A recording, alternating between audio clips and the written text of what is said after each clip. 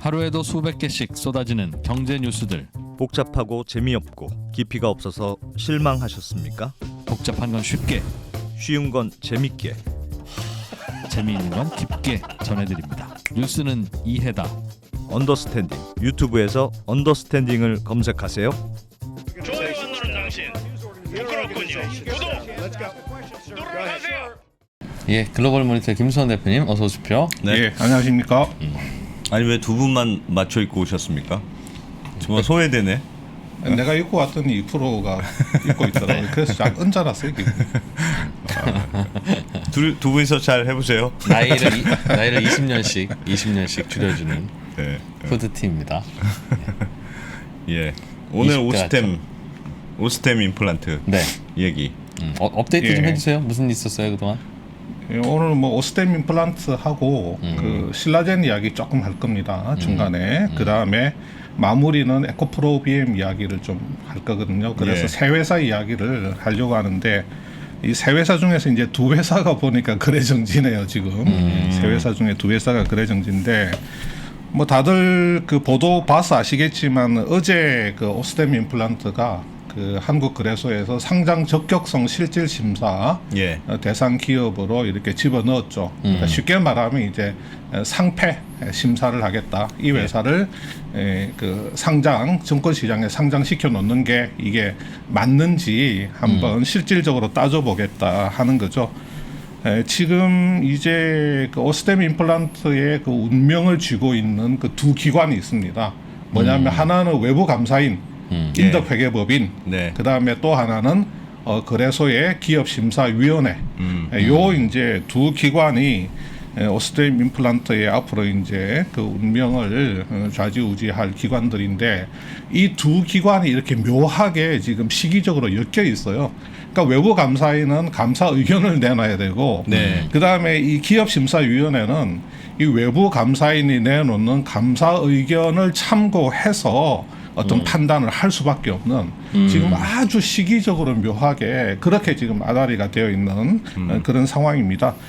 이 거래소 기업심사 그 위원회 위원들은 위원회 명단은 대외비예요. 아마 공식적으로 그 뭐 거래소 홈페이지나 어디 가도 나와 있지가 않습니다. 예. 근데 뭐 우리가 이제 감리위원, 금감원 이제 감리위원이라든지 아니면 금융위원회 그 증권선물위원회 위원, 증선위원 같은 경우는 홈페이지 같은 때 이렇게 사진이 뭐 이렇게 크게 해가지고 경력까지 나와 있어요. 그런데 이 거래소 그 기심위원들은 철저하게 물론 이제 알려질 수는 있는데 일단은 대외적으로는 보안에 붙여져 있습니다. 왜냐하면 이분들이 이제 사실상 바로 직접적으로 그 회사의 뭐 개선 기간 부여 또는 상패 또 상장 유지 거래 재개 이런 결정들을 하시는 분들이거든요. 그래서 이 풀이 있어가지고 그때 이제 이렇게 참여하시는 분들이 정해지기 때문에 항상 멤버가 정해져 있지는 않지만 어떤 이게 명단이 알려지면 로비의 대상이 될 수도 있지만 이 테러의 대상이 될 수도 있습니다. 우리가 그냥 뭐 우스갯소리다 하는 이야기지만 이게 저 집에 수류탄 까가지고 던질 수 있어요 주주들이. 예. 내가 예. 엄청나게 투자한 종목이 뭐 기심위에서 상패 결정이 나면 뭐 이게 까가지고 던지는 거지 뭐. 예. 그래서 이 기심위원들은 네. 이렇게 그 명단이 대외비로 되어 있는데 또 아름아름 이렇게 뭐 알려지기도 합니다. 어쨌든 뭐 그건 그거고 일단 오스템 임플란트 이야기부터 먼저 한번 좀 간단하게 말씀을 드려보겠습니다. 예. 여기 이제 그림을 잠깐 보시면요. 어제 17일 날 그 상장 적격 그 심사 대상 지정 통보가 됐죠. 예. 그러면 이제 어떻게 되냐면 15 영업일 이내에 그 개선 계획서를 이렇게 제출을 해야 됩니다. 네. 기업 개선 계획서를 이렇게 제출을 해야 되고 요 제출일로부터 20일 이내에 거래소가 기업심사위원회를 열어야 됩니다. 기심위를 열어야 되거든요. 그런데 이 개선계획서 제출이라는 게 이게 의무사항은 아닙니다. 회사가 나는 뭐 개선계획서 제출 의사가 없쇼 하면 통보 받자마자 요렇게 그 영업일 이내에 그 기심위를 열 수가 있습니다. 예. 예. 그래서 요 개선 계획서 제출은 의무사항은 아니다. 네. 그래서 만약에 나는 뭐 개선 계획서 제출을 안 하겠다 그러면 2월 17일 통보일로부터 계산해 가지고 20영업일 이내에 거래소가 기심위를 열어줘야 되는 겁니다. 한 달 정도 있다가. 그렇죠, 예, 그렇죠. 예. 자, 그러면 오스템 임플란트 입장에서는 이렇게 생각할 수가 있죠. 야, 그러면 우리가 이게 주주들이 지금 거래 정지 상태에 계속 있어가지고 지금 속상해하고 있으니 거래 재개를 최대한 앞당겨 보자. 기심위 개최일을 최대한 당겨 보자. 그러면 개선 계획서 제출을 안 하면 최대한 빨리 당길 수 있겠죠. 예. 그러네요. 그런데 개선 계획서 제출을 안 하면 어떻게 되겠습니까? 개선의 의지가 없다고 생각하겠죠. 개선의 의지가 없는 거예요. 네. 개선의 네. 의지가 없는 겁니다. 그래서 기심위에서 정상적인 기업으로 보지를 않는 겁니다. 지금 2,200억 횡령 기업이 우리 개선 계획서 제출을 안 하겠다. 빨리 기심위 열어서 거래 재개 판단해달라 그러면 이거는 뭐 이게 뭐 좀 죄송스러운 표현이지만 또라이 기업 되는 거거든요. 네, 그래서 이거는 말이 안 되는 겁니다. 그러면 오스템 입장에서는 네. 개선 계획서를 그러면 최대한 당겨서 한번 제출을 해보자. 네. 그렇게 생각할 수도 그렇게 할 있잖아요. 수도 있겠죠. 네. 네. 그러면 한번 당겨서 한번 제출을 해보겠습니다. 네. 쭉 이렇게 우리가 타임라인을 한번 보자고요. 예. 자, 2월 18일부터 3월 14일 이 사이에 개선 계획서를 제출을 할 수 있습니다. 예. 15영업일 이내에만 제출을 하면 되니까. 네, 네. 오늘부터 그러니까 15일 그렇죠. 이내에. 예. 네. 요 기간 동안에 개선 계획서를 제출하면 되니까. 자, 그러면 기심위는 이론적으로 기심위는 이렇게 2월 18일부터 4월 11일까지 열릴 수가 있습니다.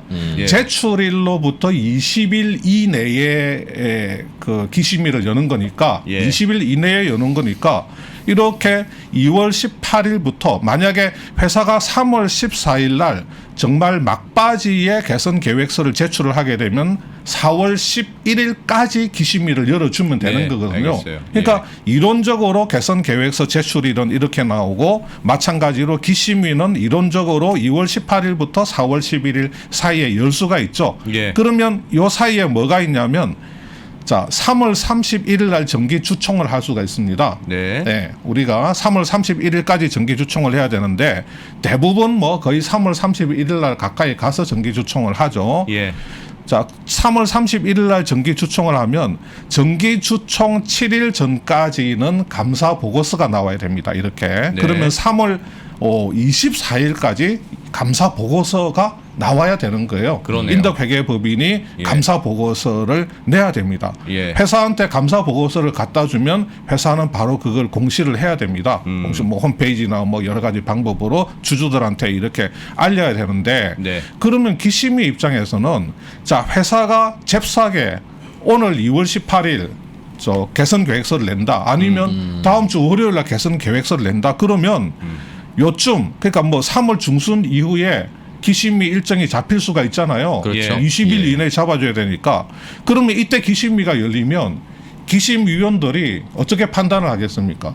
지금 좀 있으면 감사 보고서가 나올 수가 있는데 좀 있으면 감사 보고서가 나올 수가 있는데 기심위 일정이 잡혔어. 그러면 그 기심위에 들어가 가지고 이 회사를 거래 재개를 시켜 주겠습니까? 상장 유지 판단을 해 주겠습니까? 해줄 수가 없거든요. 왜? 좀 이따가 감사 보고서에서 회계법인이 감사 의견을 뭘 내놓을지 모르는데 그렇죠. 네, 뭘 내놓을지 모르는데 지금 만약에 거기서 비적정 의견이 나오게 되면 네. 또 상장 실질 심사 사유가 되거든요. 바로 거래 정지가 들어가 버려요. 네. 풀어줬다가 며칠 만에 감사 보고서 나와가지고 그러네요. 또 실질 심사 사유가 돼가지고 거래 정지 사유가 돼버린단 말이에요. 예. 예. 그런 리스크를 기심위에서 떠안을 수가 없는 겁니다. 그래서 회사 입장에서 개선 계획서를 최대한 당겨서 제출을 하게 되면 기심위가 빨리 열리고 기심위가 빨리 열리게 되면 기심위원들이 이렇게 보고 야, 그래도 오스템 임플란트는 괜찮은 회사인데 여기는 거래 재개시켜 줘야 되지. 이렇게 판단을 해주면 좋겠는데 네. 그럴 가능성이 낮단 말이에요. 예. 지금 아까 말씀드렸잖아요. 지금 감사 보고서 제출하고 시기적으로 묘하게 지금 연동되어 있는 겁니다. 예. 감사 보고서 제출하고 시기적으로 묘하게 연동되어 있기 때문에 기심위원들 입장에서는 3월 24일 이후에 감사 보고서를 보고 판단하려고 할 거죠. 기심위원들 입장에서 예, 기심위원들 입장에서는 아니 현실적으로 이 감사 보고서에 감사 의견을 지금 가늠을 할 수가 없다니까요. 네. 그래서 만약에 3월 빨리 이렇게 회사에서 빨리 개선 계획서를 제출한다 하면 그러면 당연히 딱 짜여진 프로세스에 따라서 뭐 3월 그 중순 이후에 뭐 3월 뭐 20 며칠이나 여기에 기심위 일정이 잡힌다고 하더라도 기심위원들 입장에서 감사 보고서 내일 모레 나올지도 모르는데 그냥 풀어준다. 그랬다가 감사 보고서에서 비적정 예를 들어서 한정이라든지 예. 아니면 의견 거절이라든지 예. 부적정 의견이 나올 수도 있어요. 지금 감사 포렌식 하고 있습니다. 뭐가 나올지 몰라요, 솔직히. 예. 감사 보고서는 왜 어떤 것 때문에 O인지 X인지 헷갈리는 겁니까? 그러니까 뭘 봐야 되는 거예요? 감사 보고서에서는? 감사 보고서에서 뭘 봐야 되냐고요? 그러니까 그 회계법인이 예. 감사 보고서를 적정으로 내느냐 비적정으로 내느냐에 따라서 이젠 이 기심위의 의견도 좌우될 것 같은데. 그렇죠. 예, 느낌상. 영향을 받죠. 예. 그러면 기심위가 직접 들여다보면 되는 걸 굳이 감사 보고서를 기다린다는 건 지금 회계법인이 기심위원들은 네. 주어진 그 개선 계획서나 이런 거를 보고 판단을 하잖아요. 예. 개선 계획서는 회사에서 제출하는 거고 지금 인덕 회계법인이 지금 한 10명, 7명? 예. 한 10명 정도 회계사를 집어넣어 가지고 지금 포렌식까지 지금 하고 있잖아요. 예. 굉장히 지금 어쩔 수 없죠. 인덕 입장에서는 여기에 뭐 운명을 걸어야 되거든요. 포렌식이라면 그러니까 어떤 것의 포렌식입니까? 뭐 이제 재무팀 뭐 여기 직원들이라든지 뭐 그런 어떤 PC 뭐 사용 흔적이라든지 조작한 게 있는지 뭐 그런 없는지. 것들 이제 뭐 회계상의 여러 가지 부분들을 이제 다 들여다보는 그동안 거죠. 히스토리로 어떻게 오갔는지. 그렇죠. 네. 그러면 이게 물론 이제 얼마나 들여다보느냐에 따라서 다르겠지만 기본적으로 한 두 달은 걸린다고 일반적으로 봅니다. 이게 예, 감사에서 포렌식이 들어가면 한 두 달은 걸린다고 보거든요. 옛날에 바이오 기업 케어젠 같은 경우에도 그 정도 또 걸렸었고 그래서 한 두세 달 정도 그 기간이 걸린다고 보기 때문에 물론 이걸 뭐 사람들을 많이 투입하고 막 물량 투입을 해서 뭐 얼마나 당길 수 있는지는 모르겠지만 그러니까 기심위원들 입장에서는 회사는 우리가 내부 통제를 이렇게 하겠습니다. 뭐 어쩌고 저쩌고 해서 뭐 개선해 가겠습니다. 이사회는 이렇게 구성을 하겠습니다. 뭐 어쩌고 저쩌고 이런 이제 개선 계획서를 제출을 하는데 네. 기심위원들이 가질 수 있는 정보보다는 회계법인이 실제로 감사를 하면서 더군다나 포렌식까지 하니까 네. 많은 정보들을 가지고 감사 의견을 낸단 말이에요. 그러니까 감사 보고서가 어떻게 나오는지를 기심위원들이 무시를 할 수가 없는 겁니다. 그냥 뭐 펀더멘탈 좋고 하니까 그냥 뭐 거래 재개 시켜버리지 해가지고 상장 유지 거래 재개 땅땅 두들겼는데 만약에 3월 24일 이후에 감사 보고서가 나왔는데 거기서 비적정 의견 한정이나 뭐 거절이라든지 예컨대 이런 의견이 나와버리면 감사 의견이 비적정으로 나오면 형식적 요건에 의해서 자동적으로 거래 정지가 되고 상장 실질 심사 사유에 해당된단 말이에요. 그러니까 거래 재개를 시켜도 그럼요. 감사 의견이 또 뭔가 나쁘게 나오면 또 그럼요. 거래 정지가 되는 예, 거군요. 그 요건에 그러니까. 해당돼 버린다니까요. 예. 감사 그러니까 의견 내러 들어간 회계사들이 회사 PC나 직원 휴대폰을 포렌식해서 보는 케이스들도 있어요. 조금 전에 어디 바이오 회사도 그랬다고 하셨는데. 예, 그러니까 이 포렌식은 뭐 회계법인도 내부에 그 포렌식 팀을 운영을 하잖아요. 그리고 그렇습니까? 그 로펌도 안에 있습니다. 예, 로펌도 있고 회계법인도 나는 그거 있고. 무슨 수사권 있는 검경이나 하는 중. 아니요. 그 일반적으로 이제 그 뭐 법무 로펌이나 아니면 회계법인도 다 이거를 그럼 할 수가 그걸 있습니다. 한다는 예. 건 뭔가를 의심하니까 혹시 이런 거 아니야? 이런 그럼요. 거면 예, 감사 예. 의견이 이렇게 나가야 되는 건데 그럼 이걸 한번 확인해 봐야 되겠네 하는 그 이거 예, 그렇죠. 그게 예. 뭘까요? 그게 뭘까요? 우리 그들이 의심해서 휴대폰 횡령 예컨대 예. 지금 횡령액이 2,200억으로 그렇게 돼 있는데 지금 인덕회계법인 입장에서는 그 오스템 임플란트의 그 재무제표를 지금 자기들은 근본적으로 아예 안 믿고 봐야 됩니다. 아예 이 친구들이 1년 동안 그 재무팀장 한 사람이 2,200억 원이라고 하는 돈을 몇백억 원씩 넣었다 뺐다 하고 주식 예, 투자도 하고 예. 부동산 매입도 하고 하는 거를 전혀 몰랐단 말이에요. 예. 한 1년 동안. 그랬기 때문에 그 이 회사의 그 재무제표는 기본적인 가정을 신뢰도를 0으로 주고 해야 되는 겁니다. 신뢰도를 0으로 주고 근본적으로 이 숫자들이 맞는지를 다 따져봐야 되는 겁니다. 네. 그러니까 당연히 횡령액이 맞느냐, 추가적인 횡령이 더 없느냐. 네. 예, 그러니까 회사에서는 2,200억 정도가 횡령됐고 뭐가 어떻게 됐고라고 이야기를 하지만 그 이전 시점 또는 그 이후 시점에 지금 회사에서 포착하고 있지 못한 횡령액이 더 없느냐, 그거부터 근본적으로 그거부터 따져봐야죠. 그건 네. 지금 회사에 잔액 띄워보면 바로 나오지 않습니까? 예.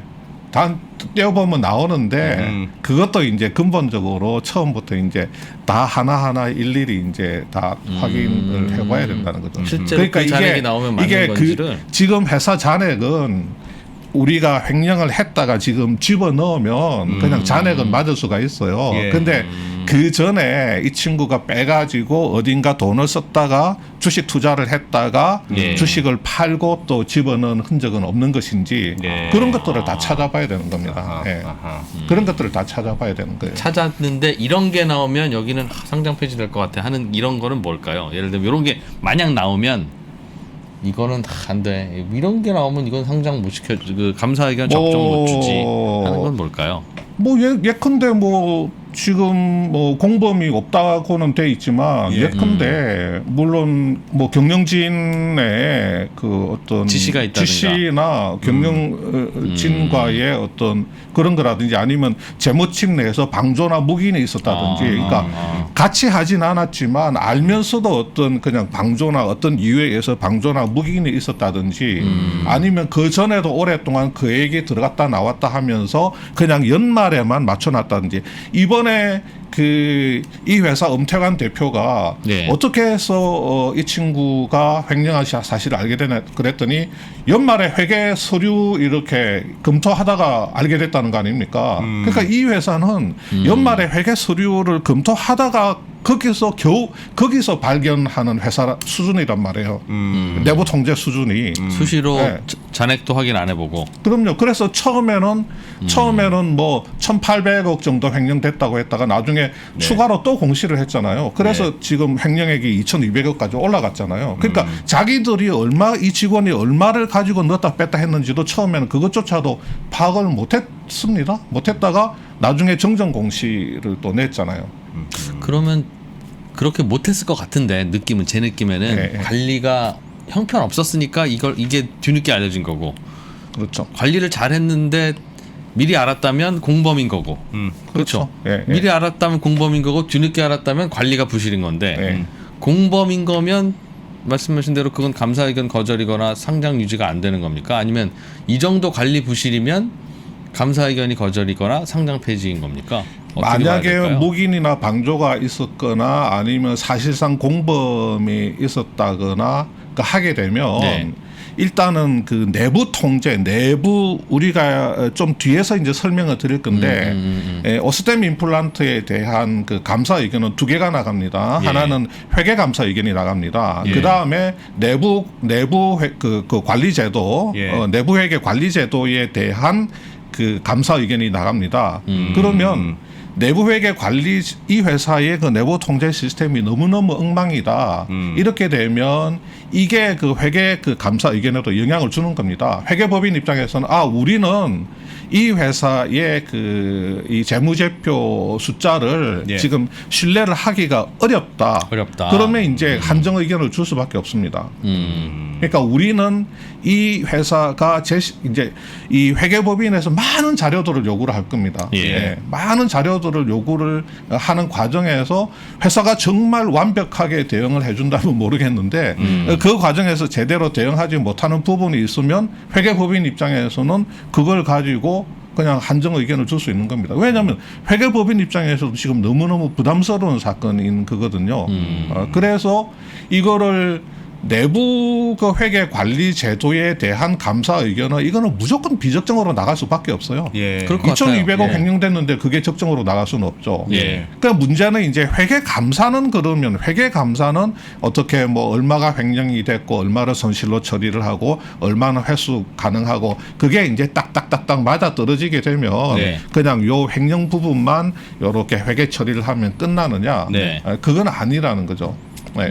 횡령 부분이 맞아 떨어지더라고 하더라도 나머지 부분들 그러니까 내부 이제 통제. 워낙에 큰 사고를 친 기업이기 때문에 나머지 부분들에 대한 회계 처리나 증빙이나 이런 걸 엄격하게 요구를 한단 말이죠. 거기에서 이제 회사에서 좀 제대로 대응을 못하게 되면 회계법인 입장에서는 그냥 한정을 주고 빠져나올 수가 있는 겁니다. 근데 예. 제가 회계법인이면 그냥 한정 주고 빠져나올 것 같은데요. 그걸 적정 줬다가 뒷감당 어떻게 하려고? 뭐 다음에 적정 또- 줬다가 그러니까. 나중에 예컨대 뭐 감독원에서 뭐 어떤 감리라도 회계 수수료 안 받고 말지. 엄청 보수적으로 할 수밖에 없죠. 네, 그러니까 지금 보수적으로 구조는. 할 수밖에 없어요. 그러니까 이제 이 기심위원들도 그 부담을 똑같이 안고 있는 겁니다. 이 회사에 대해서는. 그러니까 회사에서 개선 계획서를 최대한 당겨서 제출해서 예. 빨리 거래 재개를 시켜보자고 그렇게 일정을 잡아본들 그게 지금 그 기심위에서 그렇게 회사의 의도대로 그렇게 해줄 수 있는 여건이 안 된단 말이에요. 지금 타임 스케줄 상으로 네, 제가 딱 좋네. 그래서 이 그림을 보여드리는 겁니다. 설명 좀 이게. 더 들어보죠. 예. 자, 그래서 지금 일단은 감사 의견이 제일 중요하죠. 예. 좀 전에 말씀드린 대로 이 회사의 감사 의견은 회계 감사 의견하고 내부 회계 관리 제도 감사 의견 이 두 개가 나갑니다. 왜냐하면 여기는 자산 5천억 이상 기업이기 때문에 네. 자산 5천억 이상은 올해부터는 내부 회계 관리 제도에 대해서도 감사 의견이 나갑니다. 이게 이제 작년 3월 달에 오스템이 공시를 할 때는 내부 회계 관리 제도 검토라고 돼 있죠. 여기 단어가 검토라고 돼 있죠. 예. 비적정 여부에 대해서 우리 비적정 아니다. 적정이라는 거죠. 이 검토가 작년까지는 검토였는데 올해부터는 감사 수준으로 격상이 된 겁니다. 예. 그래서 내부 회계 관리 제도 감사 의견 비적정 여부가 올해부터 나가게 된다는 거죠. 아, 자, 그러면 회계감사하고 내부 회계관리제도 두 개가 있습니다. 자, 회계감사는 적정 나올 수도 있어요. 예. 그 다음에 비적정이 될 수도 있습니다. 예. 내부 회계관리제도는 일단은 99.99999%는 비적정이라고 봐야 돼요. 예. 사실상 그냥 100% 비적정이 나올 수밖에 없습니다. 예. 회계법인이 내부 회계, 오스템의 내부 회계를 적정을 준다? 그건 있을 수 없는 일이죠. 예. 지금 상황에서는. 자, 그러면 회계감사에서 적정을 받고 어차피 내부 회계는 비적정이니까 예. 이렇게 조합이 된다면 그래도 거래 재개 그 가능성의 여지는 있는 겁니다. 예. 이렇게 최소한 회계감사에서 적정을 받아준다면 한번 그 거래 재개에 대해서 검토해 볼 수 있는 예. 그런 여지가 생기는데 회계감사에서 도 비적정을 받아버리면 어차피 내부 회계는 비적정이니까 예. 비적정 플러스 비적정으로 조합이 되면 거래 재개 가능성이 이번 기심위에서는 없단 말이에요. 지금 3월 또는 4월 달에 개최될 기심위에서는 이 가능성은 없는 겁니다. 그렇군요. 그러면 이제 회계감사에서 적정받을 가능성은 얼마나 있느냐. 예. 자, 부정적 입장이 있습니다. 제가 여러 명의 회계사들하고 통화를 한번 해봤습니다. 예, 한 예. 6명의 회계사들하고 통화나 카톡 등등을 이렇게 했는데 자, 전부 다 의견이 다 엇갈려요. 전부 다 그 이렇게 감사 경험들이 다 있거나 아니면 또 이제 감사 경험이 있으면서 이제 학교에서 이제 학생들을 가르치고 뭐 그런 분들인데 부정적 입장은 대체로 횡령액이 너무 크다. 지금 올해 이 회사 매출이 그 6천억에서 8천억 왔다 갔다 하는데 지금 횡령액이 2천억입니다. 네. 굉장히 크죠. 횡령액이 너무 크다. 그래서 내부 통제의 부실이 매우 심각하다. 네. 그래서 21년뿐만 아니라 20년 재무제표 어차피 20년부터 횡령이 있었거든요. 20년 네. 말부터 네. 있었으니까 이 재무제표 자체를 이렇게 신뢰를 할 수 있겠느냐. 외부 감사인이 적정 회계 감사 의견을 적정을 주기에는 이제 부담이 너무 크다. 이런 의견이 있고요. 일단은 부정적인 입장에서는 그 다음에 긍정적인 입장에서는 뭐냐면 횡령 외에 다른 부분의 그 회계 처리는 문제가 없다는 그런 전제하에 예. 보자면 이 횡령 부분의 회계 처리는 회사하고 감사인이 아까 말씀드린 대로 숫자가 딱딱딱 맞아 떨어지게 합의해서 처리가 가능하고 예. 그다음에 회사의 재무 상태나 영업 상태가 양호하지 않느냐 어떤 계속 기업으로서의 그 존속 가능 영속성에 어떤 문제가 없다고 하면 다른 회계 처리가 문제가 없다면 뭐 횡령 이 부분만 그 회계 처리를 깔끔하게 한다면 회계 감사는 적정을 주는 게 맞지 않겠느냐 이렇게 이제 두 의견이 좀 엇갈리더라고요. 예, 굉장히 이 너무 전부 다 제각각인 의견이래 가지고 6분이면 3대 3이었습니까? 3대 3은 아니고 여러 가지 조건들이 막 붙어요. 거기에 막 이런 조건이면 저런 조건이면 조건들이 막 붙어서 네. 예, 저도 이거를 이제 부정적 입장, 긍정적 입장으로 정리를 하기는 했는데 여러 가지 전제 조건들이 막 붙어 있기 때문에 이게 굉장히 쉽지가 않더라고요. 저 재무제표 자체가 신뢰가 안 갈 수 있다. 2000년, 2010년, 2020년, 2021년이. 네네네. 횡령은 별도고, 예, 뭐 횡령은 별도고 매출이 별도고. 이만큼이고 이익이 이만큼이고 낮습니다. 그래서 회사에 돈이 이만큼 있습니다.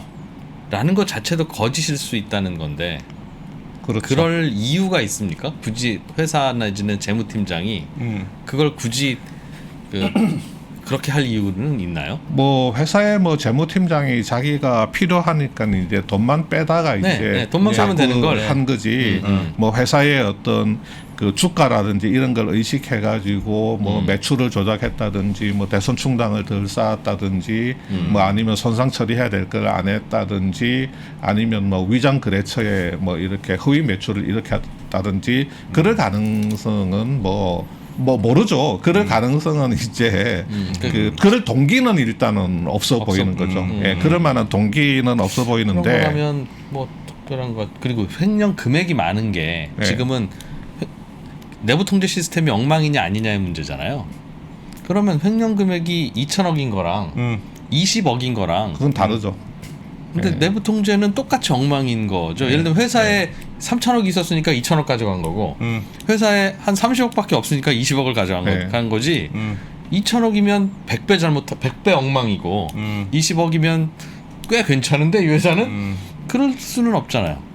회사에서 큰 금액이 움직일 때는 당연히 그 회사에 예컨대 지금 재무팀장이 혼자 있다 아니면 뭐 우리 좀 이런 말씀 드려서 뭐 하지만 그 또 괜히 이제 오해를 하지 마시고 아파트 관리 사무소에서 사고가 많이 터지잖아요. 예. 거기 격리 사원이 하나 있습니다.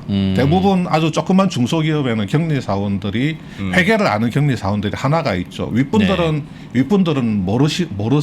아파트 관리소장도 모르고 중소기업에 뭐 이렇게 위에 윗분들은 그 회계나 이런 부분을 잘 모르시는 분들이 많아요. 그러니까 그 회계 담당 뭐 격리 사원이나 이런 친구들이 가서 이제 조금 보다가 처음에는 조금 손대다가 이게 쉽게 되네 해서 이제 금액이 커지잖아요. 근데 이런 그 수천억 원의 매출을 일으키는 상장사 같은 경우는 재무팀 직원도 있고, 그러니까 회계 담당 직원이 있고 자금 담당 직원이 있습니다. 그래서 예. 회계와 자금이 보통 분리돼 있죠.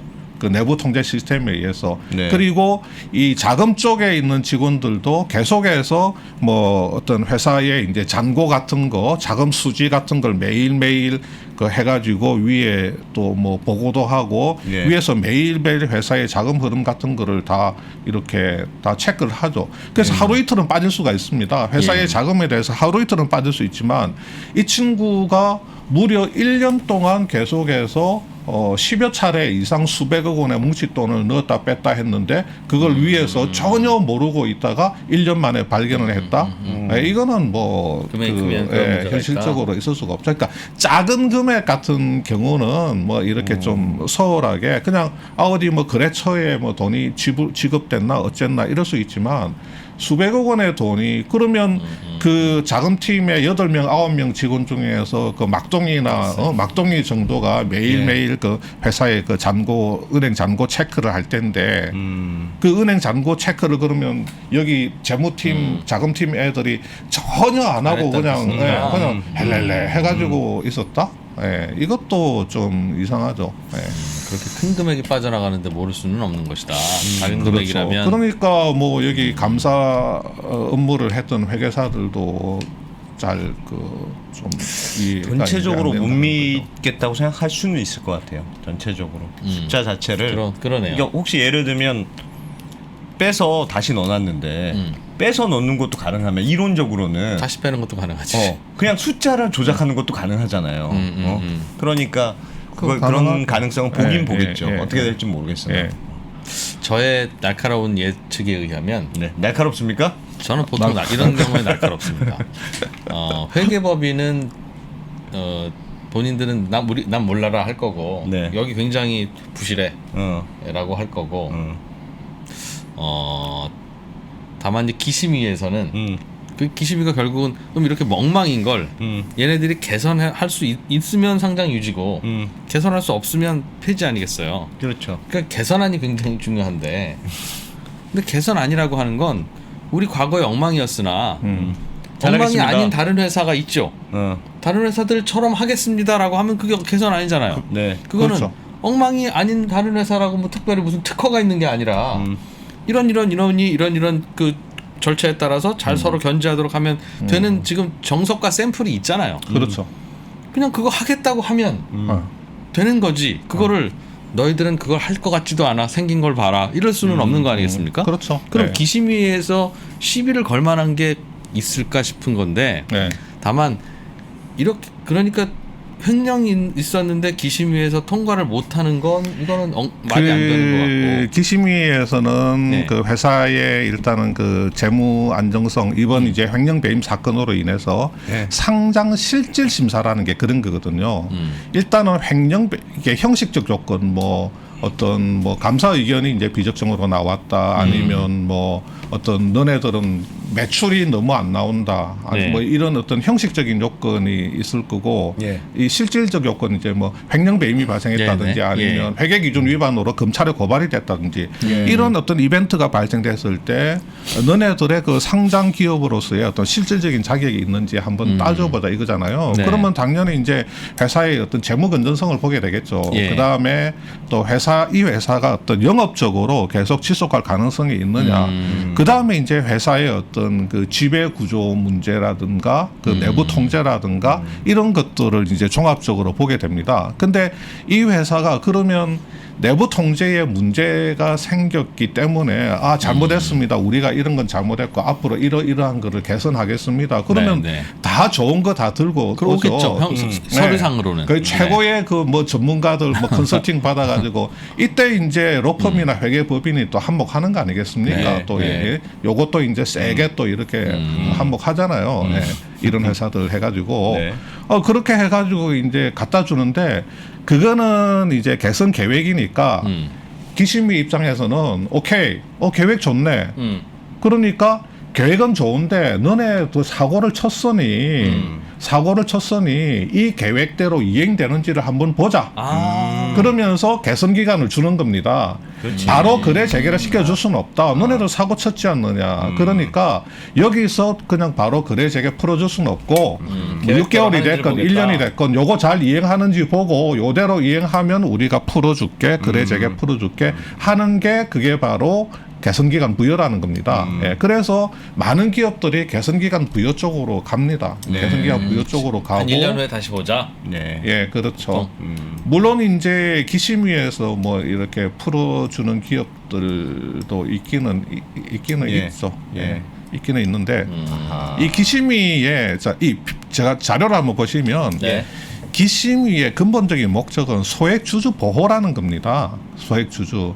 회사를 증권시장에서 쫓아내는 게 그게 기심위의 목적이 아니고 예. 소액주주 보호가 목적이기 때문에 이 내부 회계 관리 제도는 비적정이 나오면 무슨 시장 조치가 나가냐면 투자주의 환기 종목으로 지정하는 요 정도의 조치가 나가는 거예요. 네. 그러면 자 회계 감사 의견은 적정이 나오고 내부 회계는 비적정이 나온다. 그러면 어차피 내부 회계 비적정은 투자 주의 환기 종목 지정 요 정도의 시장 조치가 나가는 건인데 회계 감사에서는 적정이 나왔고 회사가 펀더멘탈이 양호한 회사인데 계속 거래 정지를 시킨다면 그 피해자는 도대체 누구이냐? 대주주가 무슨 그런 피해가 있어요. 어차피 계속 경영 자기 지분 가지고 소액 주주들이거든요. 그러네요. 소액 주주들이 돈이 묶이고 어떤 기회 비용이 발생되니까 결국은 거래 정지로 인한 직접적인 피해는 소액 주주다.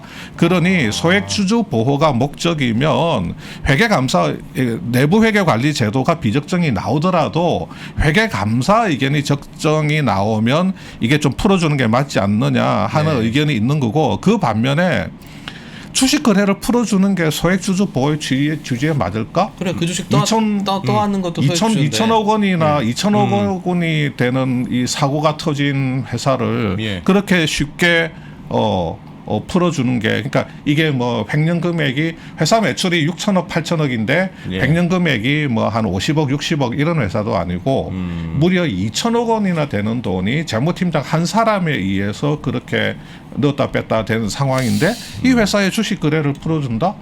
풀어줘가지고 만약에 주가가 대폭락하게 되면 또 소액 주주들 아우성일 거고 거기서 또 막 이렇게 뭐 사는 사람 사고 파는 사람은 팔고 뭐 그러다가 또 뭐 피해 보는 사람도 생기고 그럴 텐데 그러니까 기심의 입장에서는 이 전례 없는 횡령 금액이기 때문에 굉장히 보수적인 입장에서 판단을 할 수밖에 없다는 거죠.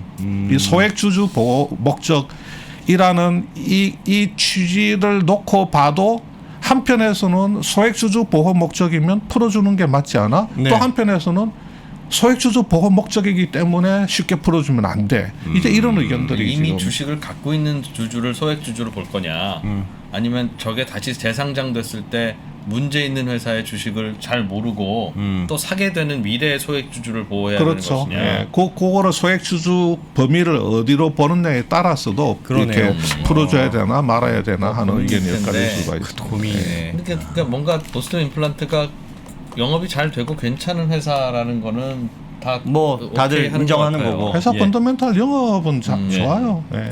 그런데 이런 일이 벌어졌는데도 계속 상장이 유지되면 그냥 회사는 뭐 돈을 어떻게 해먹건 간에 돈만 잘 벌면 그냥 상장 유지야 라는 전례가 남는 거 아니겠습니까? 예, 그것도 문제죠. 예, 그런 어떤 저 인식이 도대체 어떤 회사가 상장 것도. 폐지야? 라고 보면 영업을 못하면 폐지야. 그러니까 둘 다 잘못하면 폐지인데 둘 중 하나만 잘하면 폐지 아니야.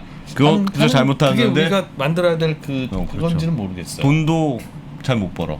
뭐 그러면 아주 가벼운 마음으로 폐지시켜줄 수 있는데 돈을 잘 번다는 이유로 유지시켜주면 이쪽이 엉망이면 그게 맞는가 싶기는 하고 그러나 이게 앞으로 잘할게요 글쎄요. 라고 하는 거를 본다.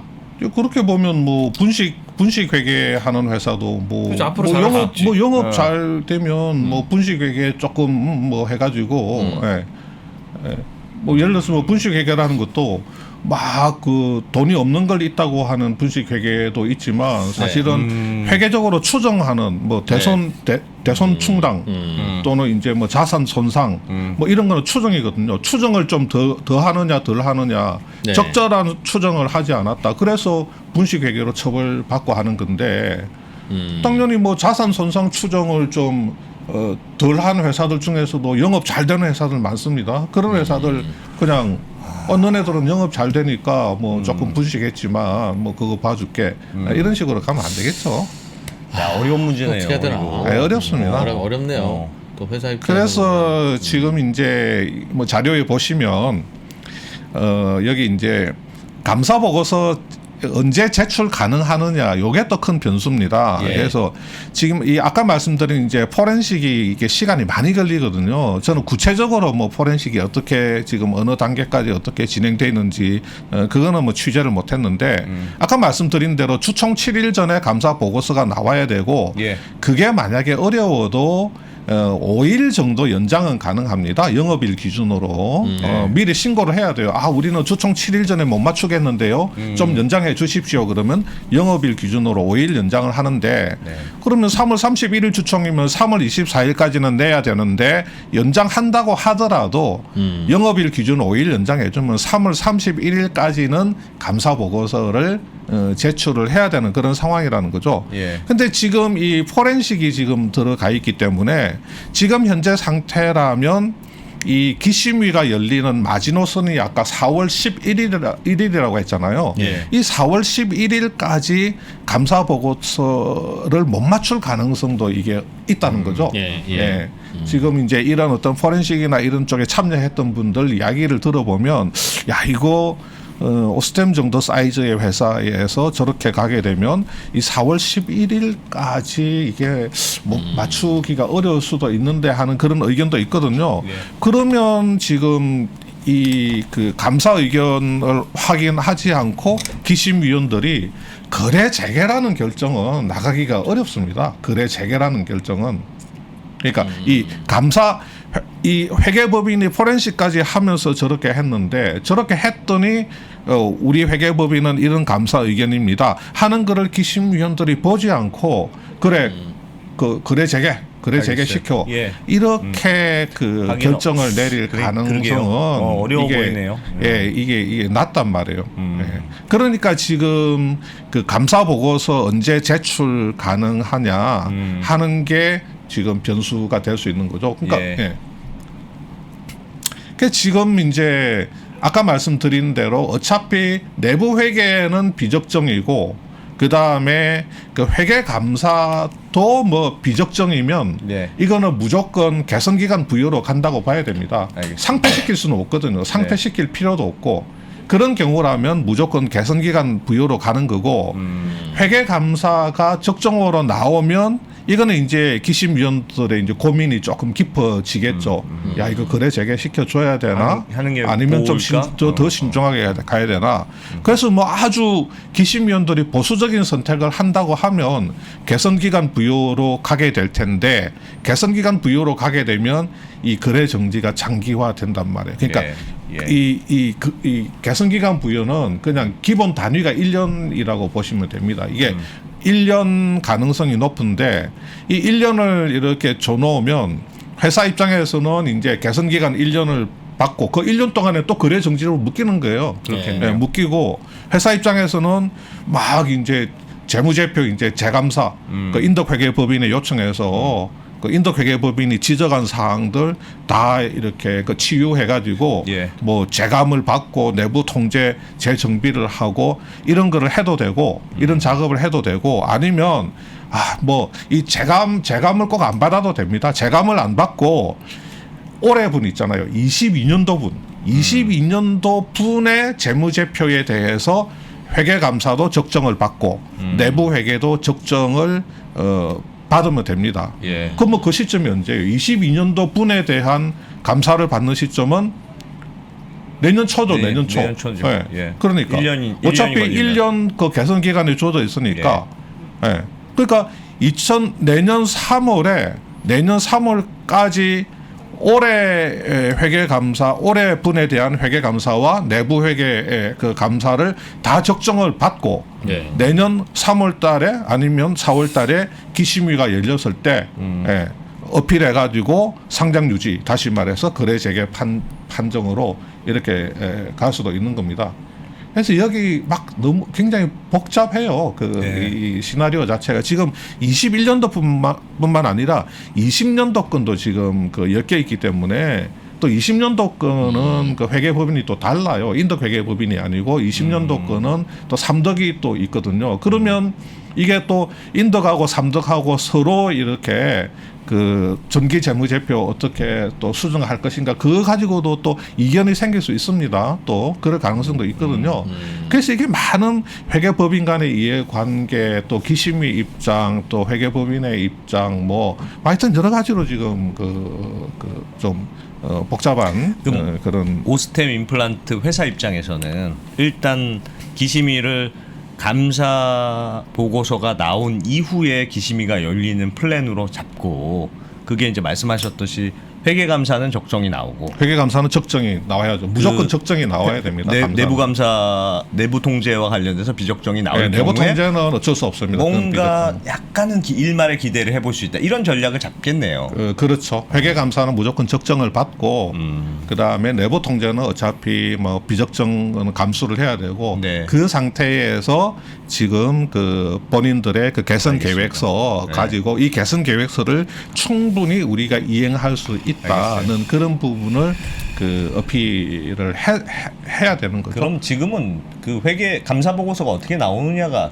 결정적이네요. 그게 굉장히 중요하죠. 예, 감사 보고서가 뭐 굉장히 포렌식에서 중요합니다. 뭐라도 나오면 나오면 뭐라도 둘 다 나오면 비적정이 나오면 뭐라도 이제 나오면 그건 끝나는 거고. 끝나는 거고. 그리고 예, 그렇죠. 포렌식에서 뭔가 결정적인 어떤 뭐 아주 안 좋은 작당 모의라든지 네, 아니면 네. 또 다른 회계 처리 부분에 있어서 뭔가 문제가 생겼다든지 그리고 이 해외 거래처가 많습니다. 네. 그 오스템 같은 건 해외 거래처가 많기 때문에 해외 거래처와의 그 매출 수익 인식 부분이라든지 네. 이런 부분에서 또 문제가 생길 수가 있습니다. 인덕 같은 경우는 그 전에 그렇게 보지 않았던 부분을 보려고 할 것이고 그 전에는 그냥 샘플 정도로 봤던 것을 그냥 전수로 들어가는 겁니다. 그냥 네, 예. 네. 그럴 수밖에 없어요. 그냥 전수로 들어가다 보면 거기서 뭔가 또 잡힐 수가 있는 겁니다. 그래서 이게 굉장히 힘들어요. 알겠습니다. 이게 재무팀장 한 명의 단독범이라도 이상하고, 그죠? 근데 예를 들면 그 상식적으로 재무팀 내부에 이해가 몇 안 되죠. 명이 네. 공모를 한 흔적이 나온다고 한들, 그래도 재무팀이 해먹은 거잖아요, 그죠? 그렇죠. 그럼 재무팀장 한 명이 해먹었으면 내부 통제는 괜찮은 거고, 두세 명이 같이 공범이었다면 더 나쁜 거냐 하면 똑같이 엉망인 건데, 똑같이 엉망인데 결국은 지금은 무슨 결과가 나와도 그냥 엉망인 건데, 다만 앞으로 열심히 잘하겠습니다라고 하는 개선 계획서와 그게 개선되는지를 보는 거라면 지금은 아무리 엉망이어도 관계 없는 것 같고, 어차피 잘못했던 건데 앞으로 잘하겠다는 걸 인정해 준다면 과거에 얼마나 잘못한 게 무슨 의미가 있습니까? 공범이 있다거나 아니면 방조 무기는 있었다면 그건 또 다른 차원으로 이야기가 전개되는 거죠. 그 아주 진짜 과거 재무 그 과거부터 이렇게 다시 훑어봐야죠. 그 예. 공범이나 방조가 있었으면 그 사람들이 자기한테 무슨 그냥 단순히 방조했다면 왜 방조를 했겠습니까? 그냥 단순히 저분은 저렇게 횡령을 잘하시는 분이니 나로서는 방조를 하는 게 최선이야 그러면서 분명히 그렇게 방조 묵인 또는 공범이 있다면 서로 회사 자금 나눠 먹기를 하는 거죠. 예. 그렇죠. 그게 상식적으로 맞는 이야기죠. 그러면 20년도 이전에 19년, 18년까지도 그냥 들어가야죠, 당연히. 예. 그러니까 우리가 걱정해야 될 건 사실은 지금 드러난 거 외에 혹시나 더 드러나는 게 있을 것인가. 그게 문제인 건가요? 그러니까 내부에 무슨 서로 공모의 문제가 아니라 더 있을까봐. 혹시나 더 있을까봐. 예, 뭐 굉장히 또 중요한 어떤 회계 기준 위반이라든지 네.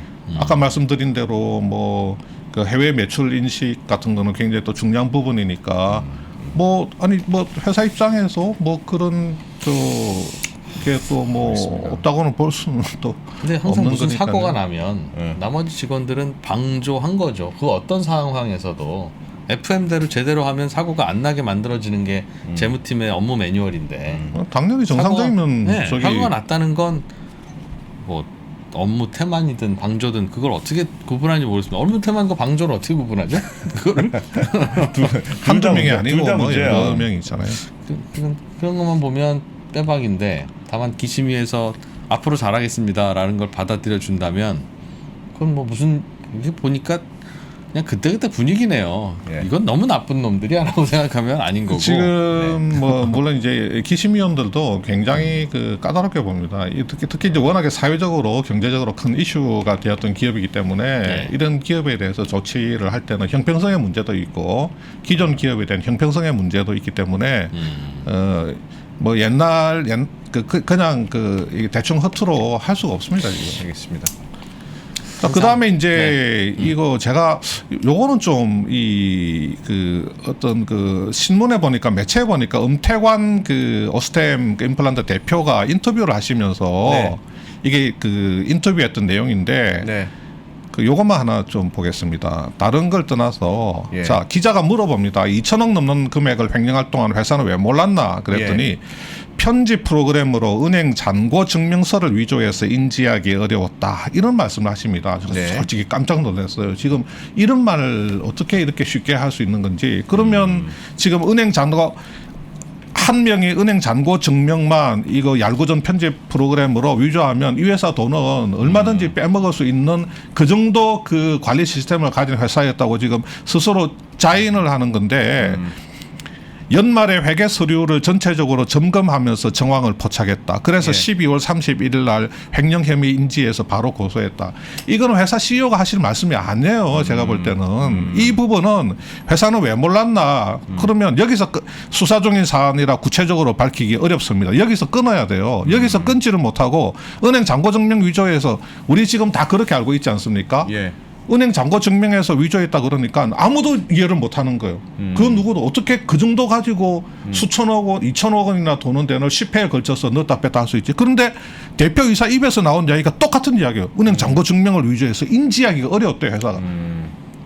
아니 이게 그 매출 그러니까 저 말은 잔고만 맞췄다는 뜻이잖아요. 그게 인지했던 어떻게 했던 아니 그러니까 사실은 은행 잔고 증명이라고 하는 거는 직원한테 갖고 와봐라고 할 이유가 없는 거예요.